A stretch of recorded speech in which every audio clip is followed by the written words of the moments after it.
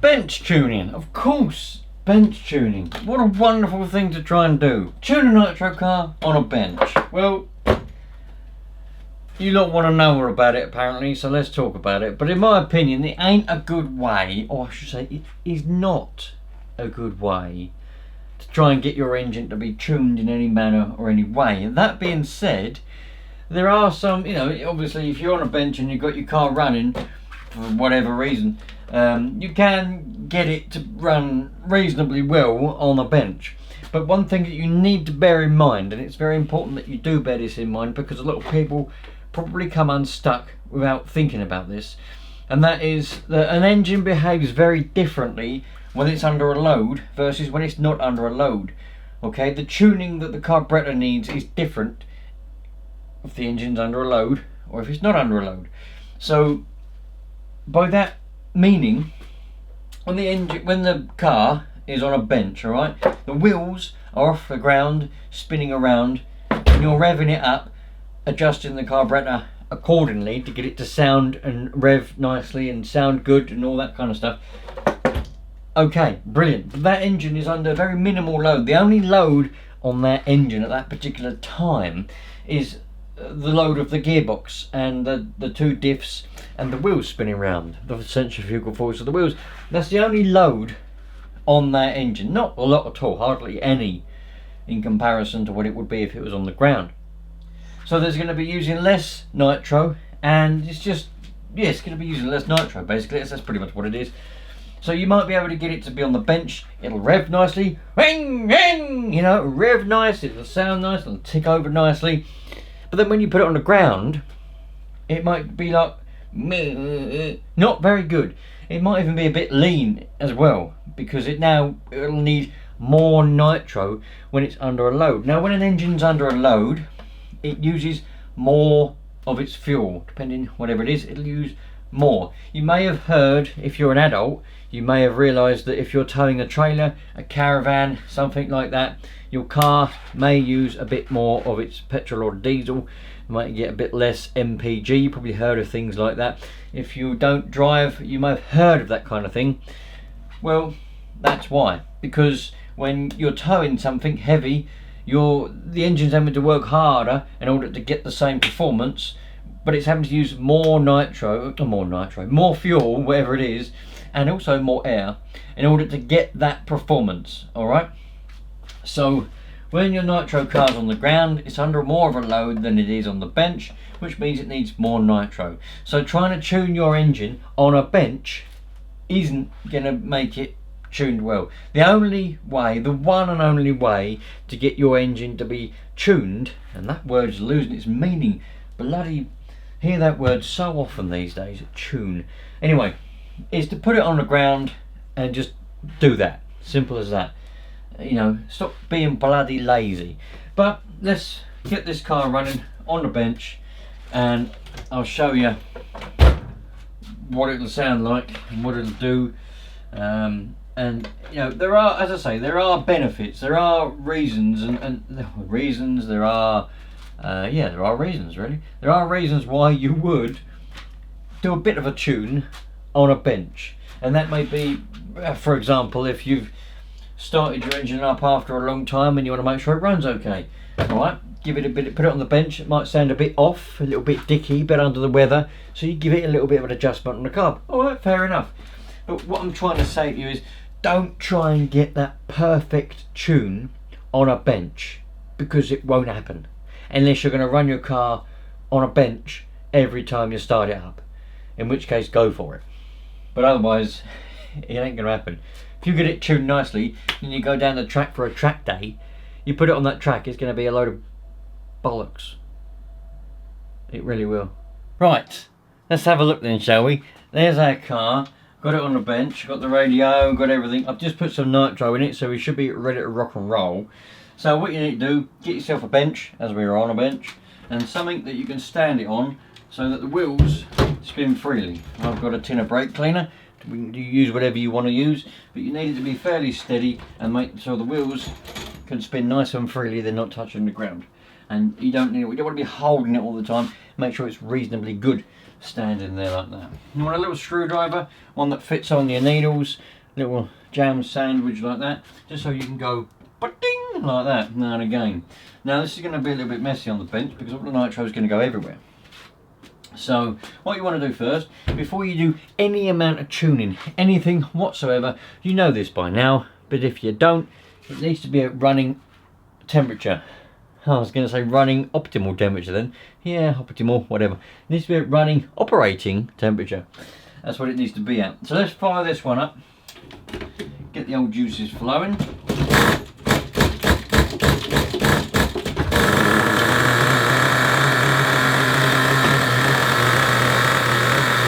While that's warming up a little bit, we'll just relax. Now, I've said before and I'll say it again, it's just for fun really. You're never going to get anything good out of this apart from getting it to run okay.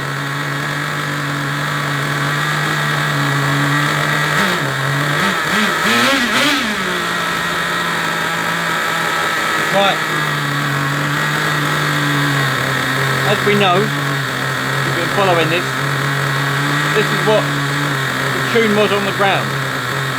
Fairly good and alright. I'm going to richen it right up now. Make it really, really rich.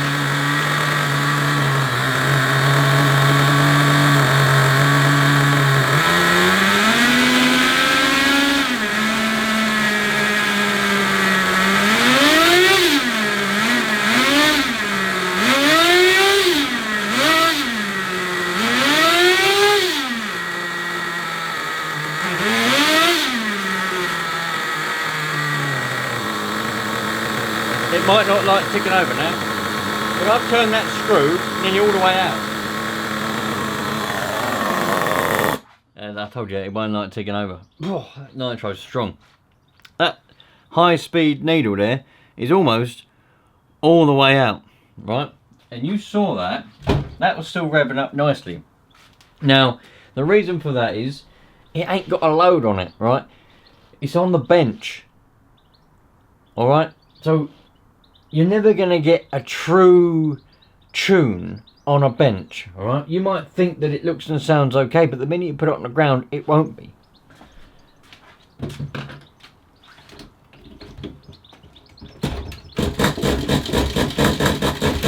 And it won't be very happy trying to start like it either.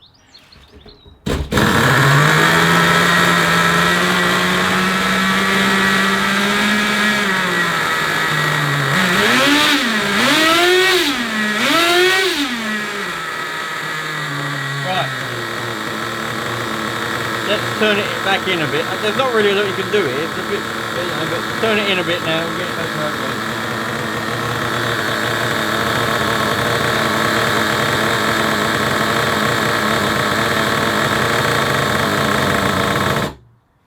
I've just turned the needle. It took it pretty much all the way out before that would stall, before that would stop running. Look where that needle is. Come on, Cammy, right? Look at that high-speed needle. Yeah. So, bit of an extreme example, and you won't be doing that. But my point is, it'll behave completely different. If you was to do that and try and drive it on the ground, won't want to know. Let's put that back in again. Flush now. Flush with the housing.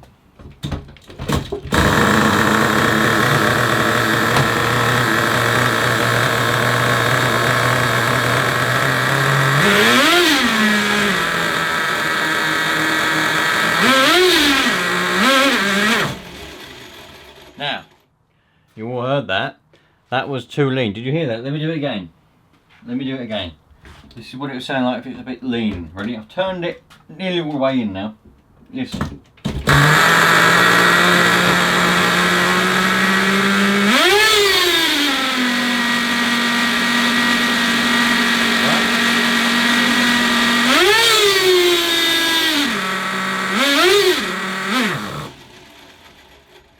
That was full throttle. So that's when it's too lean. That's what it would sound like on a bench. Now, you'll notice it sounds different when it's too lean on a bench to what it does when it's on the ground. Yeah, the engine note is different because there's no load on it, alright? It can just rev freely, more or less, but the only thing stopping the engine from revving completely freely is obviously the flywheel, but we'll ignore that because it's part of the engine. Is the transmissions, or the gearbox and the diffs, and obviously the wheels. You know, there's no load on it. So the point I'm trying to make is, you can get an engine, as I'm about to show you. I've messed all the tuning up now, obviously. The last time I ran it, I got the tuning pretty okay. You know, it was reasonably good, as you all saw, hopefully. If you didn't, go back and have a look.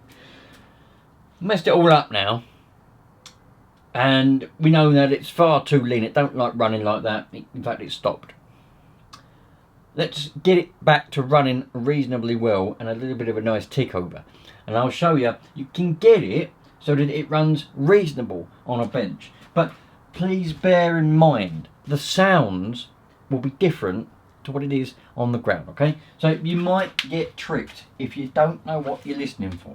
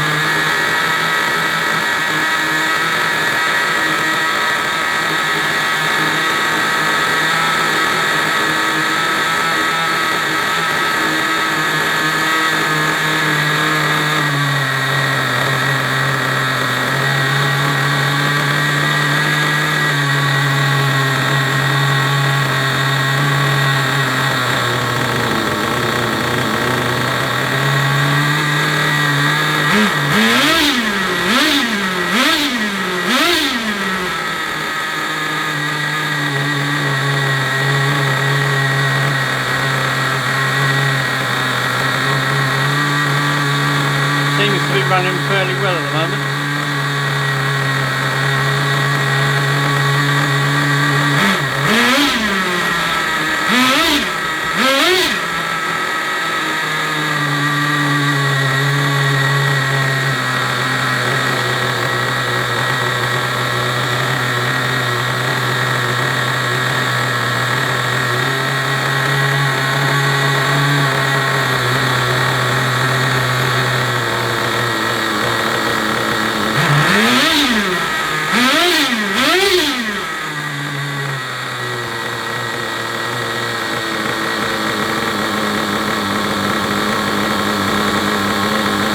You lot think, but I say that it's running alright. Probably not going to like ticking over very much though. So that's my point I'm trying to make. Now there will be loads of different opinions on this and people thinking different things, and I would love to know your opinion on it. But my opinion is,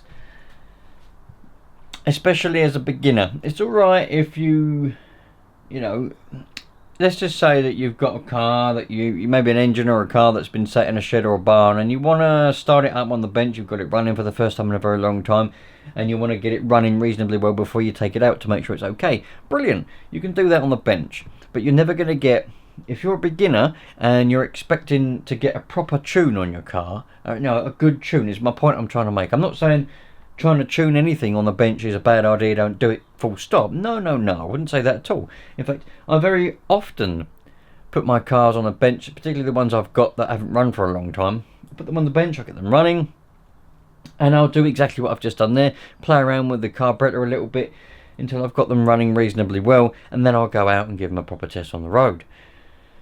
So my point that I'm trying to make is, because I think the assumption is that amongst all the beginners amongst us, is that you can put your car on the bench and you can get a good tune on it and that's it, full stop.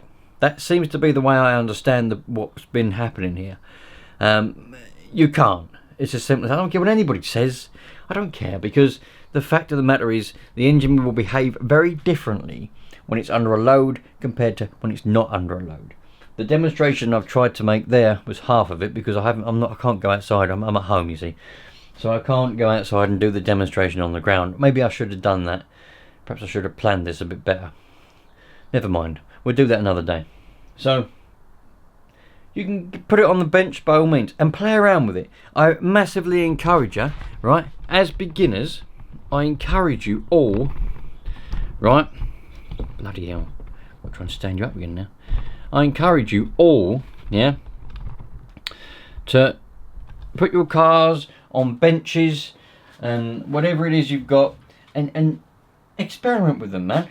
Put them on the bench, do what I've just done, get to learn what those needles do, alright? Because if you put it on the bench and you start it up and you get it running and you start twiddling with that high speed needle there, that high end needle right there, you'll get to learn what it does. You'll get to learn how the engine reacts to the adjustments that you're doing, and that's good for you and good for your learning.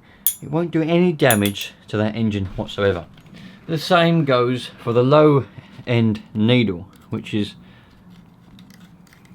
in there. Where are we? On that throttle in there, that little needle there. Alright, play around with it. Put your car on the bench, like what I've got here. Start it up, just turn the needles around and listen to what the engine does. You'll learn how it sounds. But I'm going to repeat, and I do repeat things a lot in these beginner videos. Not because I just repeat things all the time. I probably do. I repeat things all the time probably, but I just want to make sure that I'm getting the point across that you won't get an actual tune, like your engine won't run well on a bench compared to on the ground. The only way to get it running properly and to get it running well is to put it on the ground and tune it on the ground and drive it around. I don't just mean put it on the ground, I mean drive it around on the ground.